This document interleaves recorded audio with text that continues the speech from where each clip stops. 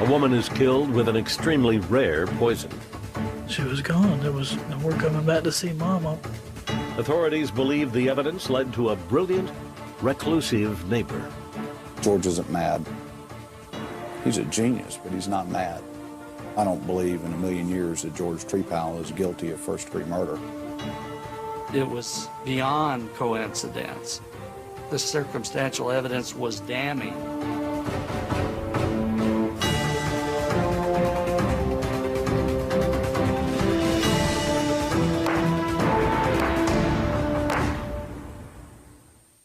A Florida poisoning case from 1988 seemed to have all the ingredients of a mystery novel. There was a terrible crime and what appeared to be a twisted genius with something to prove. But this real-life whodunit lacked a few elements. There was no smoking gun, confession, or even a fingerprint. The authorities had to make up for it with what often carries the day in such cases, a back-breaking investigation. It was an investigation that began at a surprising point, before anyone had died.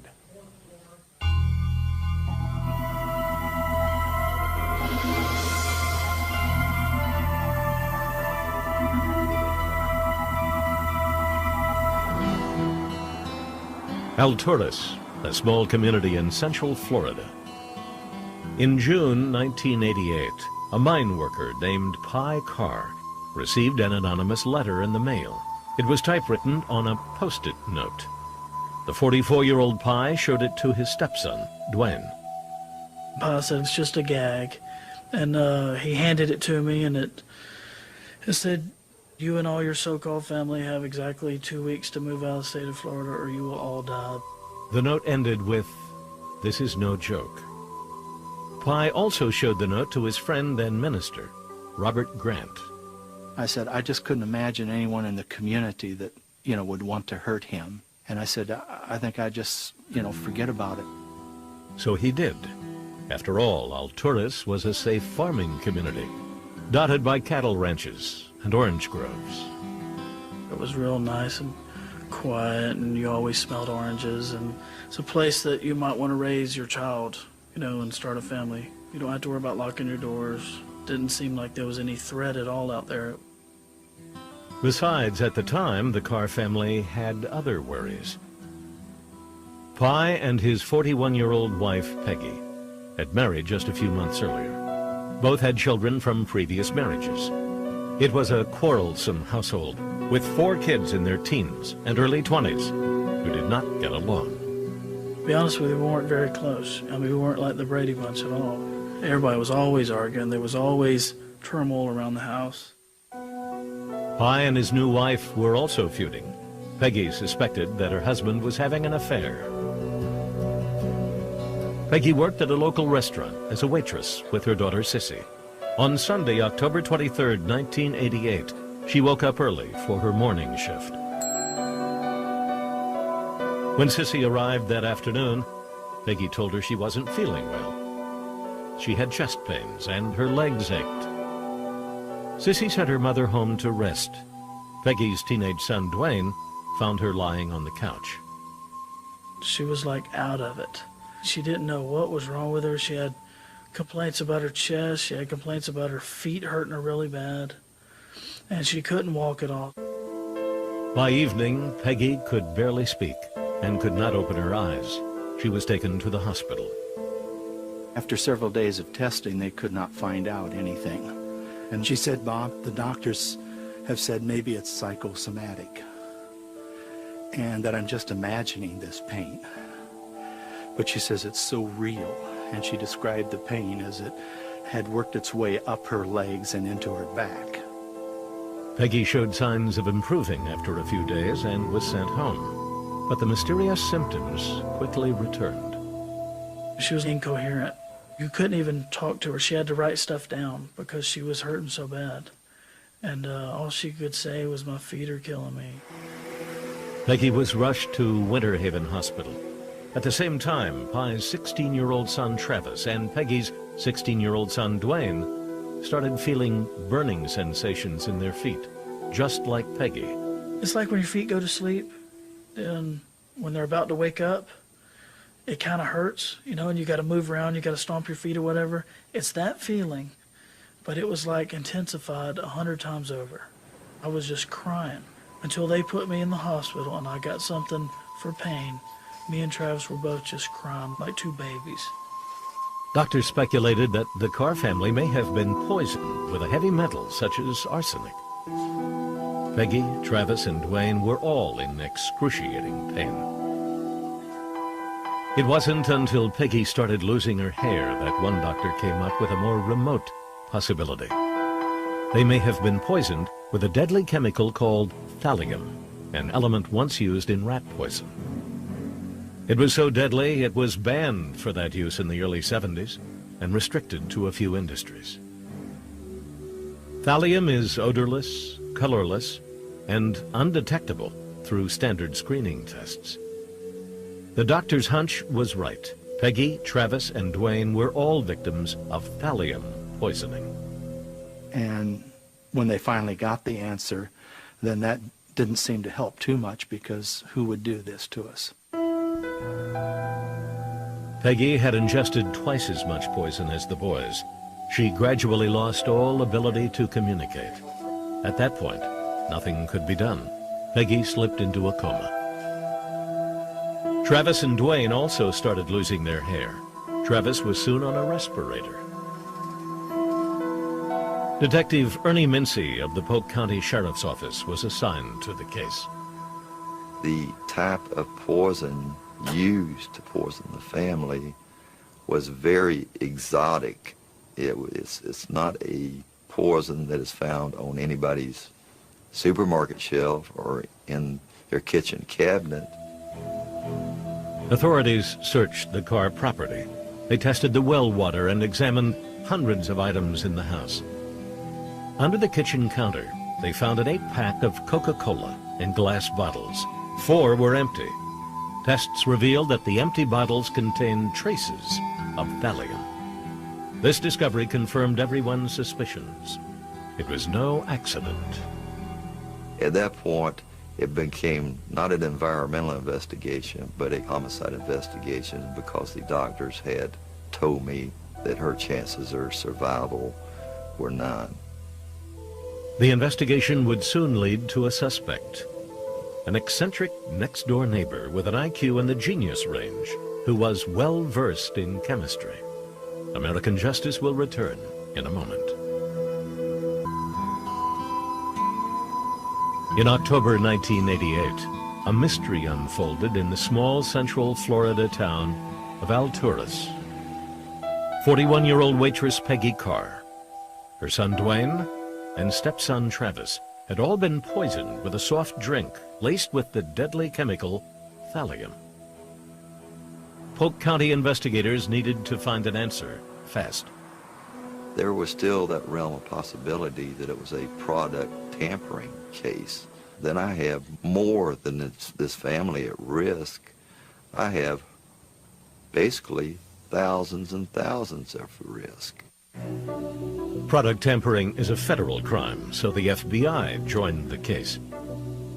The FBI lab quickly determined that each Coca-Cola bottle had been individually opened, laced with the poison, and then resealed, nearly impossible to do on a large scale. It seemed there was no factory tampering, but that someone had targeted the Carr family alone. Investigators shifted their focus. Peggy Carr was the first natural suspect. Investigators learned that his 7-month-old marriage to Peggy was in trouble. He happened to be out of town on a hunting trip when the initial signs of poisoning appeared. His stepson Dwayne was suspicious. It was just too coincidental for him to be gone the same exact weekend that all this took place. Everybody gets sick. But detectives decided it made no sense. We could establish no motive for him to, number one, poison Peggy Carr, number two, poison his own son, who he dearly loved and who was the most serious of the 2 teenagers poisoned. Tests also showed that Pye himself had ingested some of the thallium. I wouldn't hold thallium powder in my hand. Anybody that had enough knowledge to do this crime wouldn't ingest thallium and take that risk. They just wouldn't do it. Investigators decided to widen their search. The Carr family was unsure who bought the 8-pack of Coca-Cola, so detectives looked for someone else who could have placed the poison bottles in the home. Anybody could have come in the house. The back door was never locked. If we go out by the pool and then we come back through the house and we leave, we never think about locking the doors. There wasn't really a lot of time to be able to get to the household where you could be guaranteed somebody wouldn't be there, which would require it pretty much to either be somebody in the household or next door. Investigators began to take a closer look at the only neighbors in the vicinity. 39-year-old George Trepal and his wife, Diana Carr, no relation to the Carr family. Recently, there had been squabbling between the neighbors. At times, Dwayne and his stepbrother got on George Trepal's nerves. We were just kids. We'd always pop firecrackers, we'd always play loud music, and we used to go down to the lake and ride our three-wheelers and then come up his side, ride in his little grove, and just, we basically tormented him. Only days before Peggy Carr had become sick, she and Trepal's wife, Diana, had exchanged harsh words about the loud music. Diana come out, and they just went at it. She started screaming and cussing and yelling and just didn't match what was going on. She was way too mad for the situation. But were the couple enraged enough to want to poison their neighbors?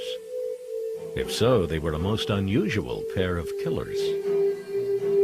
Both George and Diana were members of Mensa, a social club for people with IQs in the top 2% of the population. Diana was a murder mystery buff with a busy career as an orthopedic surgeon.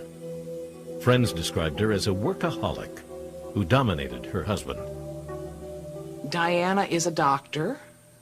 I have other friends who are female doctors, and it seems to be kind of universal that the men that they marry, they do overshadow. Sometimes it's better to have someone who's a little bit more submissive so that the two of you can get along.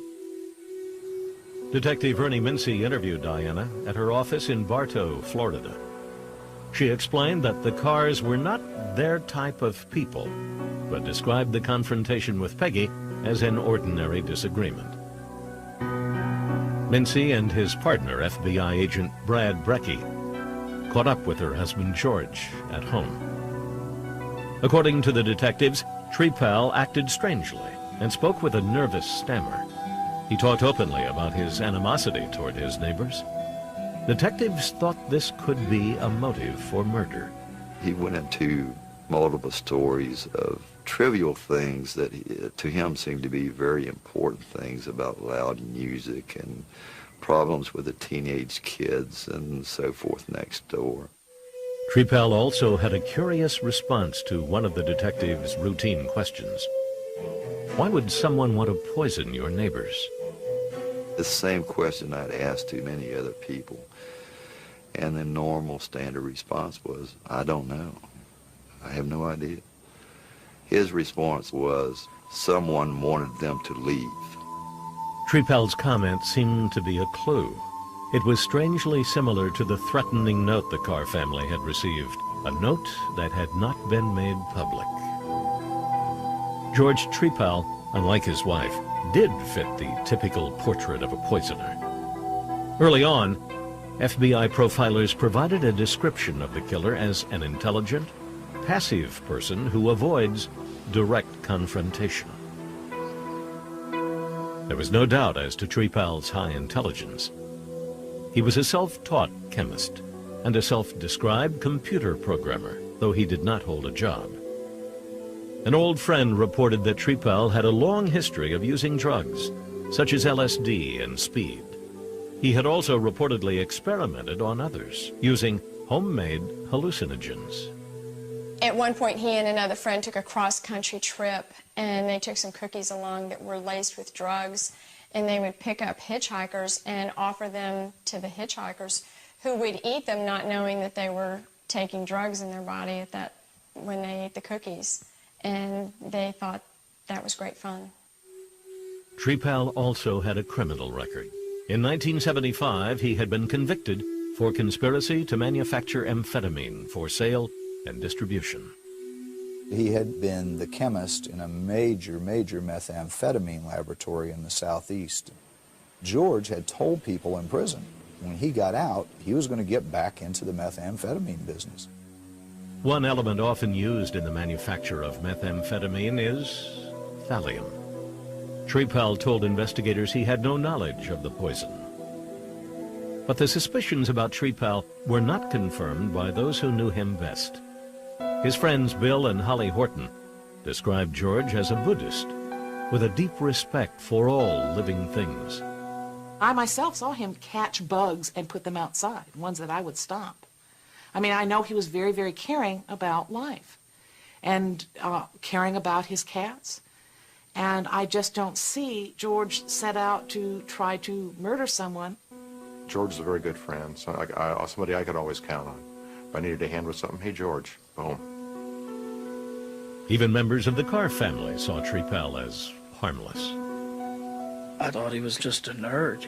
He always stayed cooped up in his house. He was always nice, and he would wear some of the most outlandish outfits you've ever seen. Like come out to get his newspaper, he'd have on black socks with some slippers on and shorts, you know. He was just weird. Whoever did poison the Carr family would soon be facing a murder charge. Dwayne Deverly and his stepbrother Travis would survive, but Peggy Carr never came out of her coma. On March 3rd, 1989, her husband Pi signed the papers to shut off life support. For some reason, why, I don't know now, but I watched them unplug the machine from my mom, and she slipped away, and well, it was terrible. I just lost the most important thing in my life. We left, and they closed the curtain, and that was it. She was gone.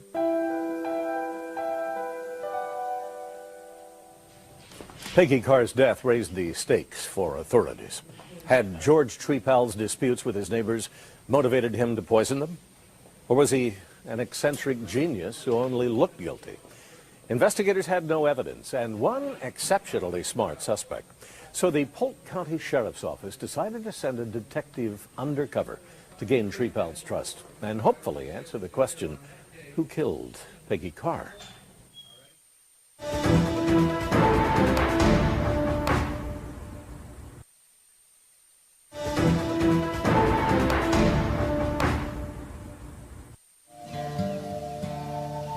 In the spring of 1989, authorities in Alturas, Florida were investigating the murder of Peggy Carr. She had been poisoned with the rare chemical thallium. The Polk County Sheriff's Office had a prime suspect, George Trepal, an eccentric neighbor with a criminal record. He had an open disdain for the Carr family and was thought to have a working knowledge of thallium, but they had no evidence linking him to the crime. So the Sheriff's Office sent Detective Susan Gorek undercover. Gorek was unassuming and easygoing, qualities that would encourage Trepal to open up. But before meeting her suspect, the detective did some research.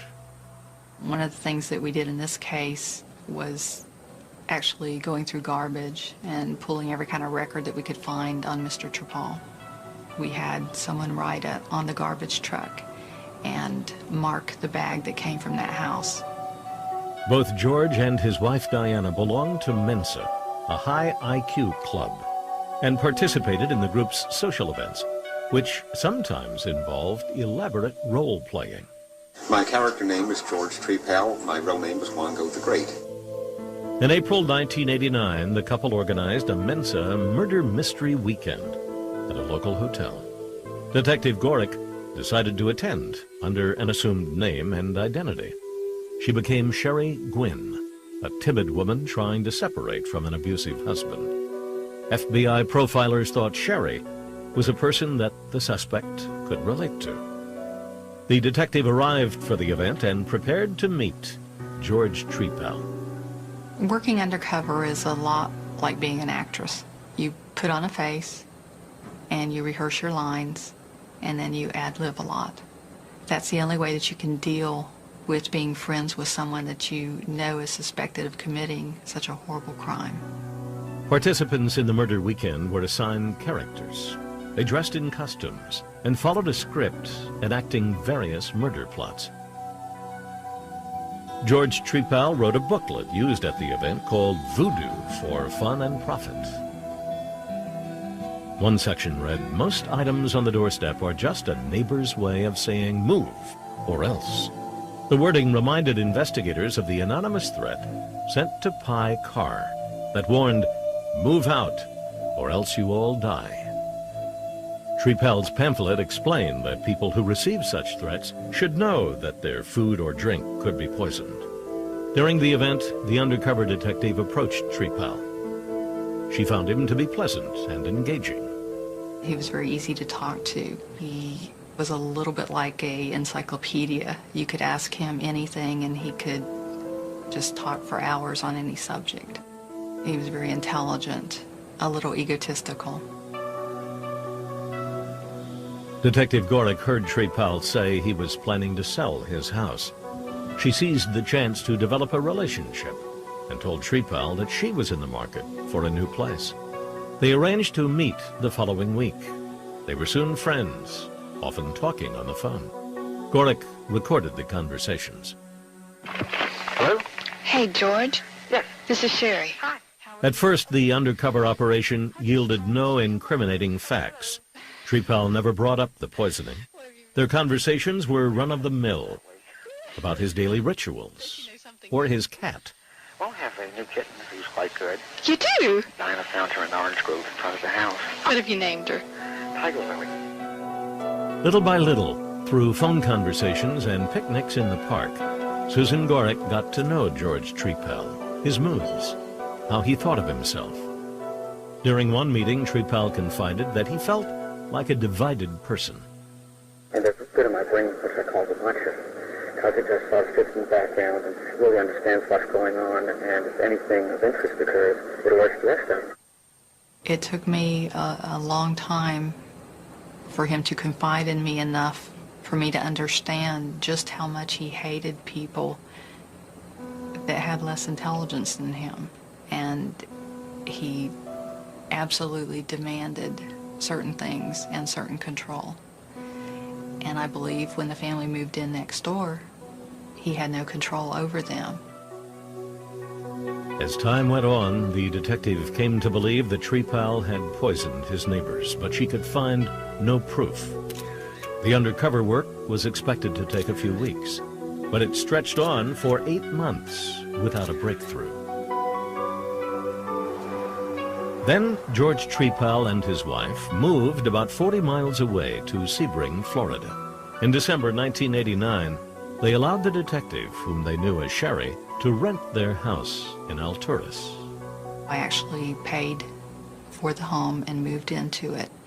And I brought our crime scene unit and some detectives with me, went to the home, and we looked at just about every inch of it. They didn't need a search warrant since Trepal had given his tenant free rein of the property. Anything they found was sent off to the FBI lab for testing. Moving into Trepal's home finally allowed the detective to confront her suspect about the Carr family poisoning. A surveillance team videotaped a meeting between Sherry and her new landlord. I think you neglected to tell me something. Oh, what's that? That something had happened in the neighborhood. I had a lot of well-meaning people scare me out of my wits. Oh, yeah, somebody got poisoned next door. That might not be a lot to you, but it's a lot to me. Oh. Oh, well, sorry. You weren't afraid, were you? Apparently it was some sort of personal vendetta. I mean, it's not like they're running around poisoning everybody.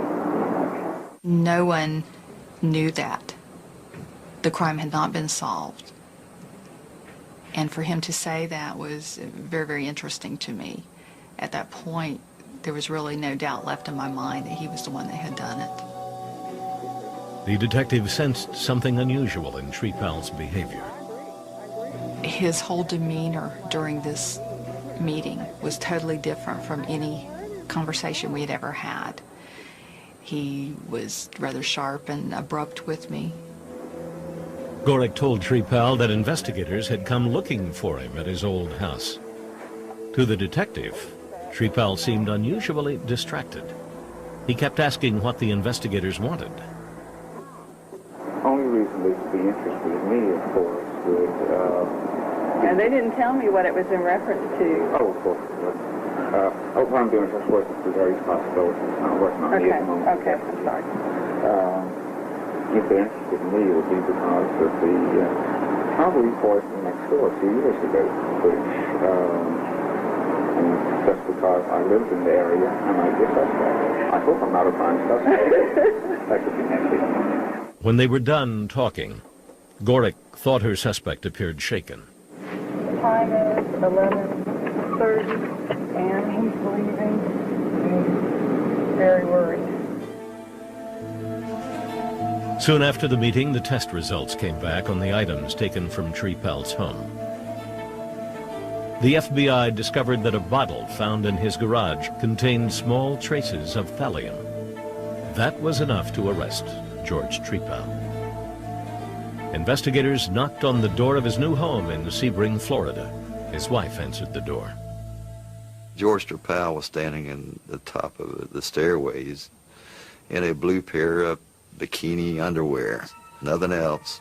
We explained to him that we have warrants for his arrest, and his only response to us was, okay, is it okay if I put some clothes on? When authorities searched the home, they discovered apparently incriminating material. We found many chemicals, and I'm talking bottles and bottles and bottles of chemicals and different containers. Some of them more exotic than others. Detectives also came across a binder of photocopied pages from a book called Poison Detection in Human Organs. They contained detailed information on the effects of various poisons, including thallium. The pages were covered with George's fingerprints. They also found a hidden basement room that contained a wooden table with stirrups. The windows had been sealed and the walls heavily insulated. Detectives thought it looked like a torture chamber. Although unrelated to the poisoning, it seemed to reveal a dark side to George Trepal. It was quite evident from what I'd seen it was used for S&M purposes or torture purposes. Also coupled with the fact that we'd found bondage items, gags and whips and riding crops and all types of bondage tools. When this discovery was later revealed in the press, Trepal's friends said there was a reasonable explanation. A torture chamber? I don't think so. I mean, I hate to tell you, I'd hate for you to look through my videos, but we have some X-rated videos as well.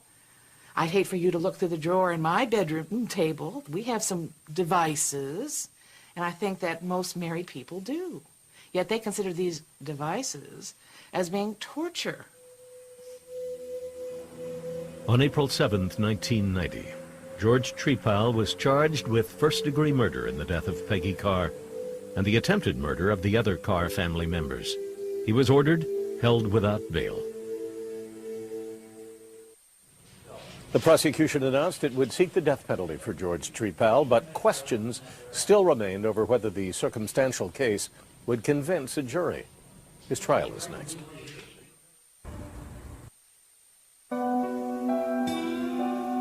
In April 1990, in the small town of Alturas, Florida, there was news of a break in the poisoning murder of Peggy Carr. The arrest of neighbor George Trepal shocked the surviving members of Peggy Carr's family. Some thought Trepal could not be the perpetrator. I seen it on TV, them walking George Trepal in his orange outfit into the Polk County Jail. The same guy that I trusted and mowed his driveway, and this guy wouldn't do this. He's not that way. He's not a cold-blooded killer, you know. He might be a little weird, he might be a little nerdy, but he's not a killer. The trial began in January 1991 in the Polk County Courthouse. Prosecutors sought the death penalty for what they described as an especially heinous crime that put many people at risk. From the beginning, defense attorneys suspected that the jury would have a hard time feeling sympathy for an eccentric individual such as George Trepal. Geniuses who hang out together and don't allow the regular folk to be part of their club probably would tend to have a little bit more difficult time gaining the trust of jurors. In court, Trepal showed little emotion, occasionally smiling. Some jurors admit that they found his presence unsettling. Even though the defendant never spoke in the trial, his appearance and demeanor and actions spoke for him in a lot of ways. When you looked in his eyes, which he didn't look at us a lot, but when you did, there was something peculiar about it, something eerie, like this was all going on around him and he was oblivious to it almost. In his opening statement, Prosecutor John Aguero told the jury that they were going to hear the story of a brilliant man who was arrogant enough to believe he could get away with poisoning his neighbors. He said the evidence would show that only one person could have laced the 8-pack of Coca-Cola with thallium. The strategy overall was to begin with the whole world as suspects, and as time went through in the trial and the testimony, to narrow that so that by the time we got to the end of the trial, the jury would believe that only one person in the entire world could have had the motive, the opportunity, and the knowledge to commit this crime. Key evidence presented by the state included the thallium bottle found in Trepal's garage and the book found in his house describing thallium poisoning in detail. Investigators testified about Trepal's deceptive behavior during his first interview with them, and Detective Susan Gorick recounted her undercover work. George Trepal did not take the stand, but the surveillance video played in court allowed jurors to hear the defendant talking about the poisoning. Oh yeah, somebody got poisoned next door. So, That might not be a lot to you, but it's a lot to me. Oh well, sorry. Prosecutors also presented the anonymous threats received by the Carr family, together with the pamphlet from Trepal's Mensa Murder Mystery Weekend. It was striking that the language in the note matched almost word for word the language that was in that pamphlet that we knew for a fact George Trepal wrote. You try to get juries as much as you can to rely on their common sense in deciding what evidence to believe. Defense attorneys countered that Trepal became the focus of the investigation not because of the evidence, but because, quote, his greatest crime may have been his eccentricity. The defense maintained that detectives made a snap decision about his guilt during their first interview. They thought that he acted strangely. They testified that his mouth was dry, that he wouldn't look them in the eye. George was always like that. They didn't know it at the time. But they believed that he was so strange that from that day forward, they never investigated anybody else. Trepal's lawyers insisted that the state's evidence was unconvincing, that even the bottle with thallium traces in it proved nothing. Someone else could have put it there. It just simply doesn't make sense that this guy who's supposed to be a genius would leave a bottle of thallium in his garage next door to the Peggy Carr house. That doesn't make any sense. No fingerprints were found on the bottle. In an interview for a tabloid TV show, Trepal's wife defended her husband. The physical evidence was not in our home. It was in an unlocked garage, which, as far as I know, has never been locked in the last 20 years. They found it 4 months after we'd moved out. They didn't find any fingerprints on it, or rather they forgot to keep the fingerprints on the bottle. So anybody could have put it there. The prosecution conceded that there was no way to link the bottle of thallium directly to the Carr family poisoning. While we couldn't prove that was the bottle, we could prove he had in his possession thallium-1 nitrate. Thallium-1 nitrate was what was in the Coca-Colas. In their closing argument, the defense pleaded with jurors to pay close attention to the lack of direct evidence. In a surprising move, the defense pointed a finger at George's wife, Diana. In reference to the bottle containing thallium, they asked, "How do you assume that it was his and not hers?" I believe now, and I think I will always believe, that she was as good of a suspect as George. George did not want us to point the finger at Diana, and we did not actively pursue that course throughout the main part of the trial. By the end of the trial, the defense decided that their client's best interests outweighed his request.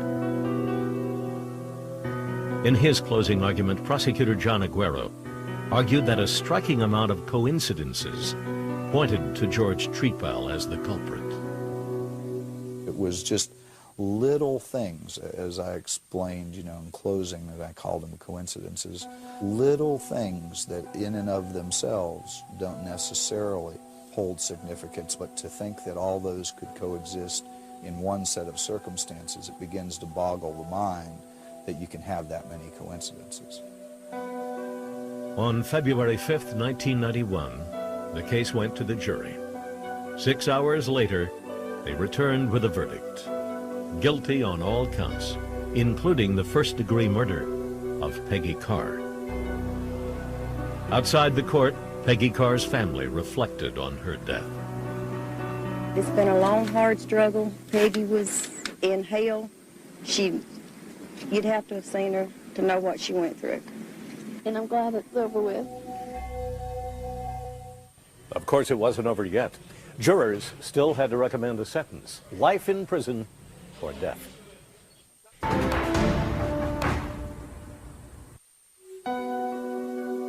In February 1991, a jury in Bartow, Florida, found George Trepal guilty in the poisoning murder of Peggy Carr and the attempted murder of the rest of the Carr family. The eccentric genius faced a possible death sentence. Some of Trepal's friends believe the jury convicted Trepal because they thought he was strange. But jurors Bob Wall and Jay Mertz say their decision was based solely on the evidence. Each one of the jury had the same impression. He was a very intelligent man, George Trepal. And he had the background where he'd do it. He had the knowledge working with thallium. He was the only one in that vicinity that could do that. And I think that's basically what put him away. It was damning evidence. With the totality of all this circumstantial evidence, there was no doubt. No doubt. The court reconvened for Trepal's sentencing. His defense team declined to call any character witnesses because they feared counterattacks. There was a great deal of evidence that we had kept out about oddities about George that would have perhaps come into evidence had we attempted to go that route. But this decision also meant that the jury would not hear anyone speak on Trepal's behalf, including friends like Holly Horton. In the trial, people said they had seen him angry. All I can say, I have never seen him angry. I have never seen him be hurtful or spiteful to anyone or anything. I have seen him being extraordinarily kind. At the time, Florida was one of a small number of states where judges were not bound by a jury's recommendation in capital cases, and only a majority vote was needed to recommend death. Juror Jay Mertz says the deliberations provoked strong emotions. It was heavy, and the lines were drawn amongst the jurors about what was appropriate. He will never poison anybody again. And that's the only good for the death penalty, but sometimes I think it's appropriate, and in this case in particular. The jurors finally voted 9-3 in favor of death. Robert Wald was one of the jurors who voted against the death penalty. This was all circumstantial evidence. Now, don't get me wrong, it all pointed to George Trepal, but there was no concrete evidence that he'd done it. The evidence was all that he could do it, and he was probably the only one. And that probably was a big word that stood out for me. On March 6, 1991, following the jury's recommendation, Judge Dennis Maloney announced the sentence. The governor of the state of Florida, by his warrant, shall direct that the defendant, George James Trepal, be electrocuted until he is dead. When the verdict was read, George Trepal had the same expression on his face as he did when he come in there. Just somber, no expression whatsoever. Trepal is now an inmate at the Union Correctional Facility in Rayford, Florida. His case is under appeal. One issue arose in 1997 when a whistleblower called attention to serious flaws in the FBI crime lab. Trepal's attorneys believe the evidence against Trepal was faulty. Trepal's appeal lawyers contend that Roger Martz, the FBI expert, was the only person who linked the Coca-Cola bottles to Trepal. The Justice Department's report said that some of Martz's work in the Trepal case was inaccurate. Roger Martz had concluded that a particular kind of thallium, thallium nitrate, was found in both the Coke bottles and the bottle in Trepal's garage. FBI experts later conceded that Martz's work was careless, but they remain convinced that thallium nitrate was in the bottles tested. That issue, and others now on appeal, is working its way through the courts. From death row, Trepal has kept up his involvement with Mensa, writing a monthly column for the group's Florida newsletter, The Flame. He fills it with humorous stories and brain teasers. If all his appeals fail, Trepal will face execution at the state prison in Stark, Florida. Under state law, he could choose between lethal injection and the electric chair. Many of his fellow Mensa members still support him. It's a hard thing to think of having a friend with a death sentence hanging over him. It really is. Every time I hear about another execution, think about it. Peggy Carr's son Dwayne says time has not softened the heartache of his mother's awful death by poisoning. Mother's Day comes around and you think, okay, this year I'm not going to be upset. You can't get around it. That's all you think about all day long. What's going to happen when my son asks me, where's my grandma? Where's Mimi at, I don't know, son. Somebody killed her. She's in heaven waiting on you. George Trepal declined our repeated requests for an interview. He still maintains his innocence, and his supporters point to the questionable work of the FBI crime lab as proof. But in March 2003, Trepal moved one step closer to execution. Despite the evidence that the FBI's chief toxicologist gave inaccurate testimony, the Florida Supreme Court ruled that Trepal was not entitled to a new trial. Trepal's appeals continue.